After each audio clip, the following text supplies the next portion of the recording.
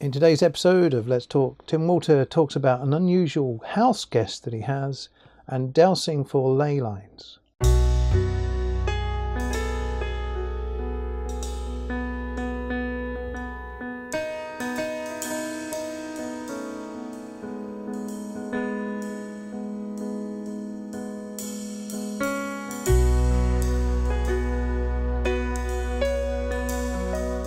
Well, one of the interesting things, because I spoke to a lady who's very much into the kind of spiritual side of things from a Hindu perspective, was that she commented about how Catholics, from the Catholic Christian perspective, have a kind of spiritual element. A lot of times when couples move into new homes, they actually call the priest out to bless the house with holy water.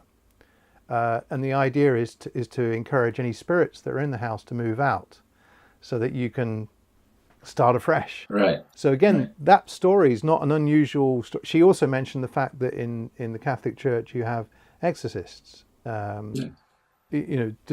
So there is this recognition that there is the kind of spiritual world, and there is a kind of potential conflict with what's going on. Now, that's our perspective. That's not necessarily your perspective, but it'd be interesting. So how did that relationship develop with the spirit that you found? Yeah, the spirit is a lady called Jane, and we there is more information about this on my website, so you can have if people are interested, they can go and have a look at the website. When these ladies came round to investigate what was going on in the house, one of the first things they said was, "Oh, you've got a dragon line here." Now, a dragon line is actually a description of an earth energy line. Now, some people call these ley lines, but ley lines are very different to earth energy lines. So the first thing that we were told was that we had these earth energy lines, this dragon line at the back of the house. They doused it, they explained. They also did comment and refer to a local churchyard. And they were very, very clear that the lady whose presence was there was buried in that local churchyard. But they also said I wouldn't be able to find the gravestone very easily. Which, that's not a big deal. That's not like a big psychic reading or anything. That's not difficult. But I did. I went to this churchyard and I did actually find a gravestone that 100% was for Jane, was hers. So look, the relationship with somebody that you can't see, who actually just wants to be part of the family, because that was one of the messages that was given to us, really is it sounds completely daft. It sounds completely potty. But I basically had conversations with her like I would have conversations with anybody. But the way of doing that was through using dowsing. So dowsing is a process, most people know it, that you use dowsing to find water, but you can use dowsing in any way whatsoever. And dowsing can be used to have these sort of conversations with spirit. Again, if you do a YouTube or a Google, search, then you'll find loads of videos about people purporting to speak to spirit using dowsing. What's interesting is I saw your last video, which was looking at the ley lines going through your garden and you putting a stone in there, which is quite interesting. Now, I know. I mean, you've said that it sounds bonkers, but we're actually communicating through the internet at the moment. We're having a conversation.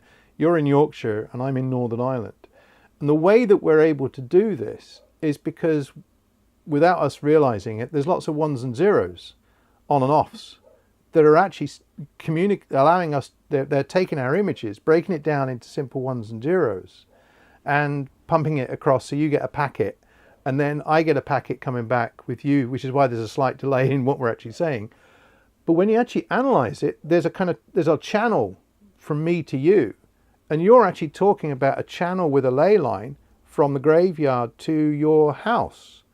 And what you were doing with the dowsing, which was asking yes and no questions, was there was a positive. And so although it in some cases people may think that sounds a bit crazy, we're actually using that technology to communicate at the moment.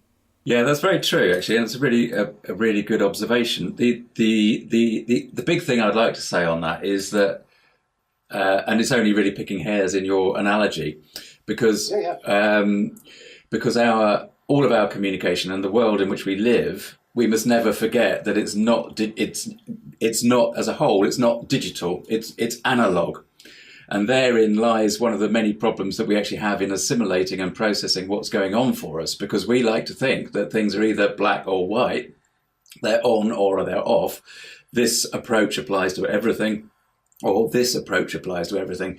And of course, that's not the case. And particularly when one is dealing with spirit energy and working with things that are on the very fringes of the physical perception, then it's very much about this waveform, about the ability to tune in at certain points or not tune in, at some other times. It's not only about how we're feeling and how we're attuned to them, but also about what's going on for them, because I used to say to Jane, look, I mean, this is great. This is really difficult for me to understand what's going on here. I'd be holding the rods like this, and there'll be things going on, and and I'd say, look, this is just not something that I'm used to experiencing.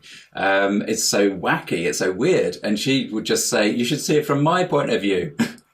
and so she's saying, like, once you pass over and you're into that aspect of human beings that survives when they die, then the parameters in which the spirit operates are very, very different to this. But at the same time, as they get closer to our perception, it certainly seems that they are getting more confined into the physical dimension in order to be able to communicate. Because one of the big things, of course, about spirit world and about the management, as my dear mentor used to regard them, is that time is not an issue on their side of things. It's a completely different concept to being so linear down here. And of course, if we're having a conversation with the spirit, then clearly time is significant, because otherwise the sentence would not, would be a jumble. But what's also interesting in that respect is that when one does start to really explore and open up the channels and the pathways to spiritual energy of any sort, so even let's say go hug a tree, right? The information, the emotional response that you can get from that contact with the tree, there's also a mental aspect to it. And if you're sufficiently tuned into that tree, another bonkers alert, then you can have a conversation with that tree, and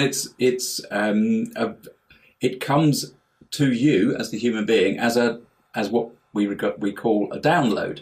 So it's like a packet of energy, which, using your term, is like, okay, well, assimilate that. And so it's really quite difficult to actually take that packet of energy on board, take that information on board, and string it out in a way into a sentence, which is what you actually do.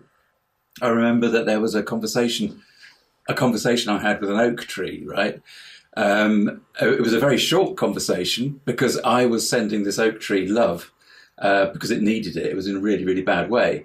And what I got really loud and clear as a download was, spare your compassion. And he just said, I don't want this. I don't want this stuff. You don't need to do this. I'm fine. I'm here. I have my problems, but I'm here. And I'm very happy being here. And that was one of the most bizarre things that ever occurred to me.